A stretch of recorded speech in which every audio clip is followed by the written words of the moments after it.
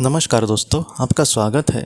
ये एक इंसान की कहानी है दोस्तों। उसने उसकी कहानी कुछ इस तरीके से थी कि उसकी एक लड़की के साथ उसका प्यार हुआ था। और जब वो 22-23 साल का था तब उसकी उस लड़की के साथ शादी हो गई थी और दोनों ही बहुत ही खुश रह रहे थे। और बाद में उसके शादी को दोस्तों कुछ महीने के बाद ही 10 साल होने वाले थे। बहुत ही खुशी से वो एक दूसरे के साथ रह रहे थे। दोनों ही बहुत ही अंडरस्टैंडिंग थे। और जब 2 महीने थे उनके शादी के सालगिरह को 10 साल होने वाले थे, तो जब 2 ही महीने बचे थे 10 साल होने के लिए, तब उन दोनों ने अपना एक प्लानिंग किया था कि हम अपने एक दूसरे के साथ हम किसी एक अच्छे रेस्टोरेंट में जाएंगे, बहुत कुछ अच्छे से तुम्हें जो भी पसंद है हम खाएंगे, हम केक भी ऑर्डर करेंगे, हम आते समय कोई मूवी देखेंगे और बहुत ही खुशी से उस दिन को ये करेंगे, एंजॉय करेंगे, हम बहुत ही खुशी से रहेंगे। और दोनों भी बहुत ही एक्साइटेड थे। और एक दिन दोस्तों अचानक उसकी जो वाइफ थी उस इंसान की, वो जब अपने जॉब पर जा रही थी सुबह के वक्त, तब उसका कार से दोस्तों एक्सीडेंट हो गया और वो इस दुनिया से चली गई। और वो जो इंसान है वो ये कहता है कि आखिर नरक क्या होता है वो मैंने अपने जीते जी जीवन में देखा है, क्योंकि इतनी बड़ी बुरी अवस्था हो गई थी। 8 से 10 दिन वो अपने घर से ही बाहर नहीं निकला था। वो ये कहता है कि मुझे ज़रा भी सूझबूझ नहीं थी कि आखिर मैं अभी क्या करूँ। मैं पूरी तरीके से टूट गया था। बाद में धीरे धीरे वो अपने आप को संभालने लगा दोस्तों। और इन सारी चीज़ों में ही 1-2 महीने चले गए और वो ये कहता है कि हमारी शादी की जो 10 साल की सालगिरह थी वो आ गई, वो दिन आ गया था। और उस दिन तो मेरा ऐसे लग रहा था कि वो कैलेंडर से हट जाए दिन। मुझे बार बार अपनी पत्नी की याद आ रही थी कि हम लोग ये करेंगे वो करेंगे, इतना हमने सोचा था। और पूरा दिन दोस्तों उसका उसमें ही चला गया। और वह कितने बार रो रहा था, वो कहता है कि मेरा तकिया भी गीला हो गया, मैं इतना रो रहा था। और जब रात का समय था दोस्तों, उसने कहा है कि 8 से 8:30 ऐसे कुछ बजे थे रात को। और तब अचानक उसका जो लैंडलाइन फ़ोन था वो बज गया।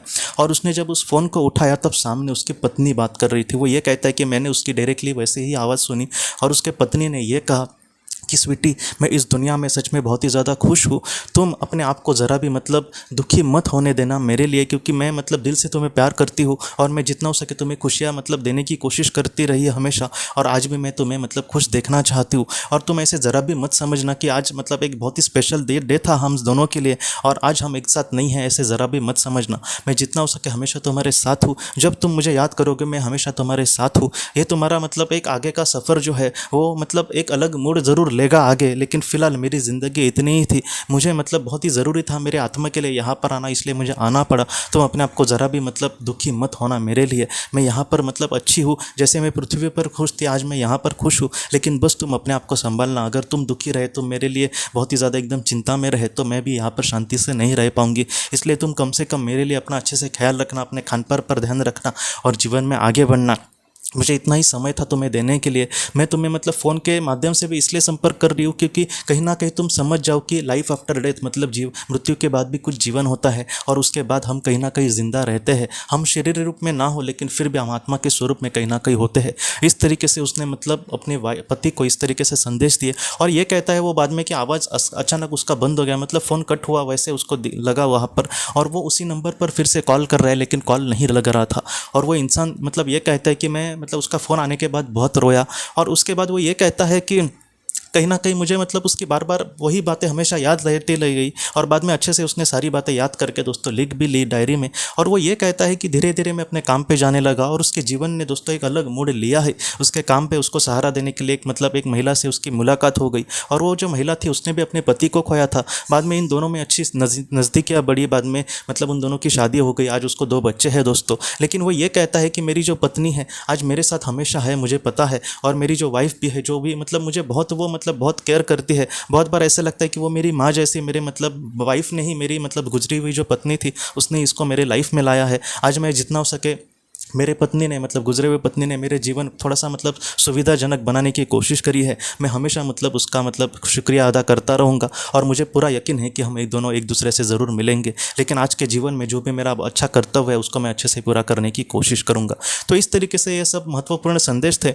आज की जो कहानी है थोड़ी सी हमें अलग तरीके से भी सोच में डाल सकती है कि सच्चा प्यार उनका ख़त्म होने के बाद उसका जीवन में दूसरी लड़की आई वगैरह। मैं आपको सच कहूँ ना दोस्तों, तो हम लोग प्यार उस इंसान में अटक जाते हैं। लेकिन पृथ्वी का जितना जीवन के बारे में मैंने रिसर्च करने की कोशिश करी है, मुझे यही बात पता चली है कि हम विशिष्ट काम करने के लिए यहाँ पर आए हैं।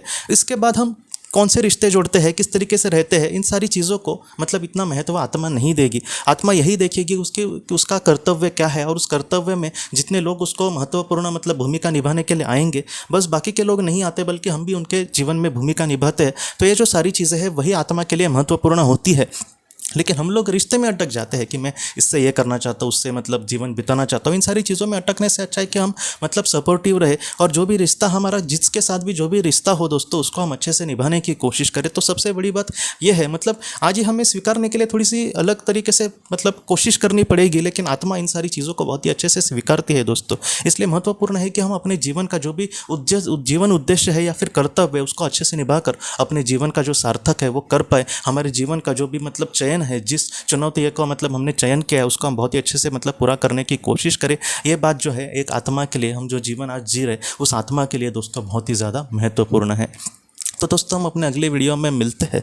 आप अपने परिवार का ख्याल रखना। आपका बहुत बहुत धन्यवाद।